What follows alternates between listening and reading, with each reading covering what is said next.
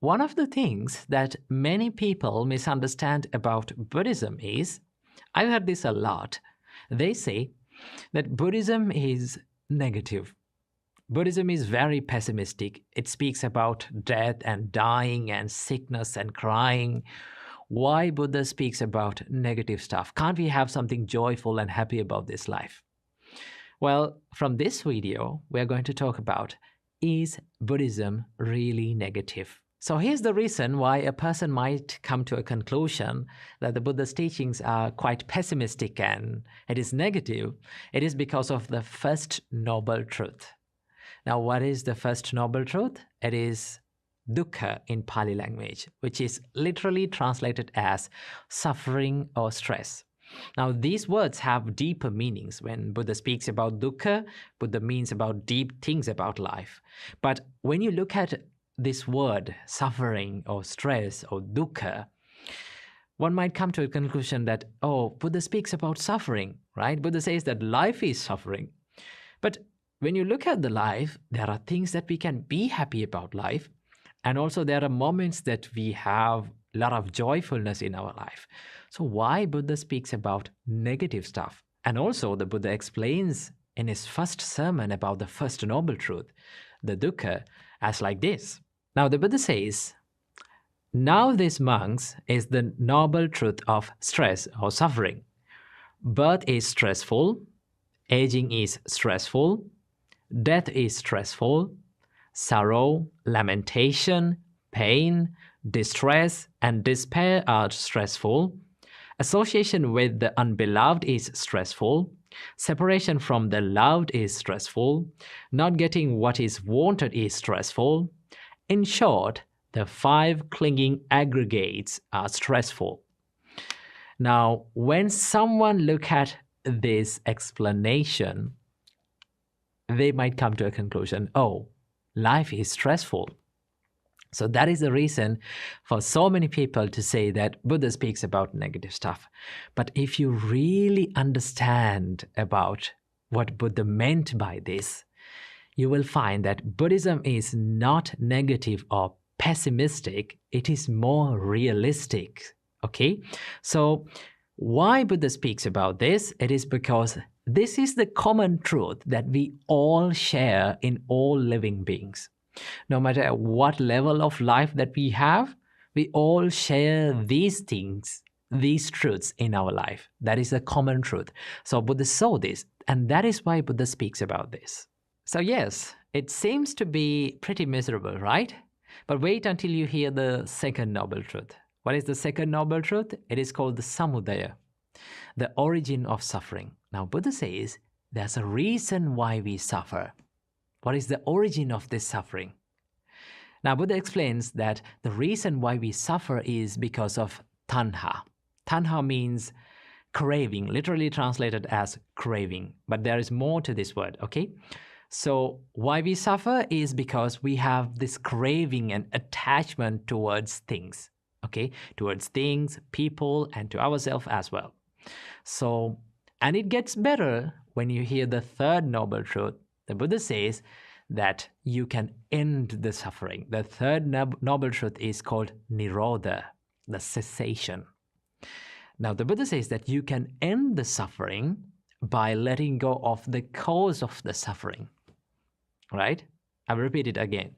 You can end the suffering when you let go of the cause of the suffering, right? So it is pretty obvious, right? Pretty realistic. Let's understand about it like this. Suppose you have an unwanted plant in your garden. Now what you want to do? You want to remove this. So how are you going to remove this? Let's say a person goes and cut it from the stem. Cut down that plant from the stem. Did you permanently remove it? No. It grows back. No matter how many times you cut this plant from the stem, it will grow back. But if you really need to remove the plant, what you have to do is you have to go into roots, dig the plant, and then remove the roots, and then it will never grow back, right? Same like that, if you remove the root of suffering, if you remove the cause of suffering, then you will end the suffering. Not only the Buddha says that you can end the suffering, but also Buddha introduce you to a path where you can end the suffering. And that is the fourth noble truth. It is called the Magga, which is the Noble Eightfold Path. Now, Noble Eightfold Path is a moral and ethical and psychological and more practical path that leads to the cessation or end of the suffering.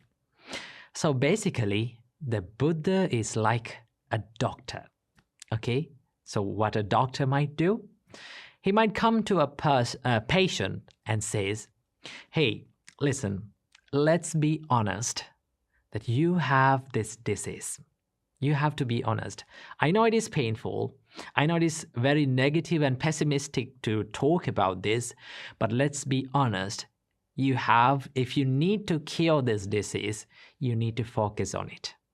Okay, we have to talk about it. We have to find a way out of it.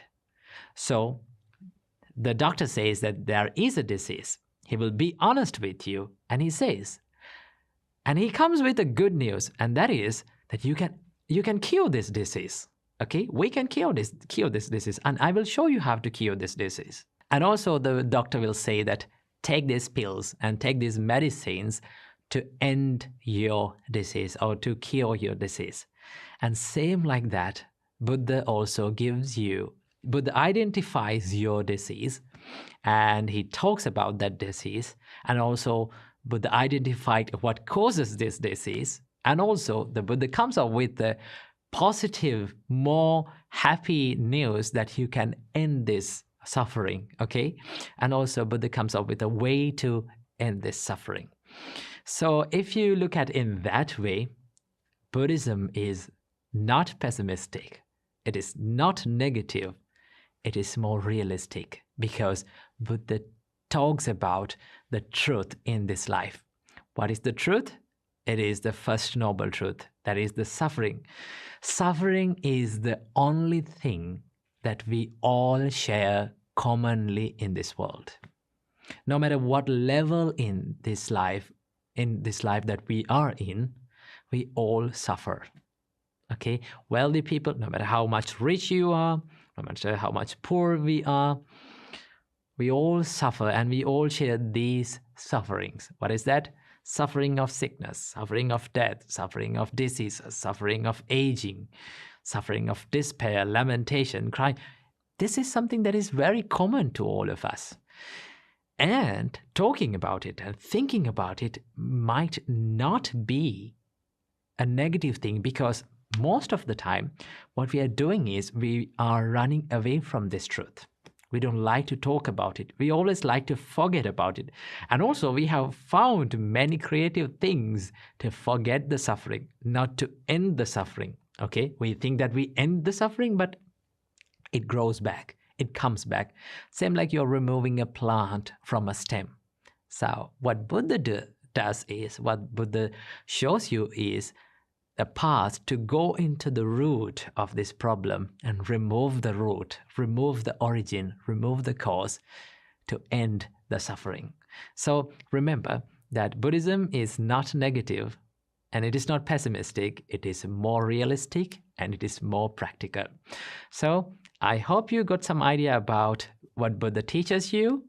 So that is all for this video, and see you in the next video. Namo Buddhaya.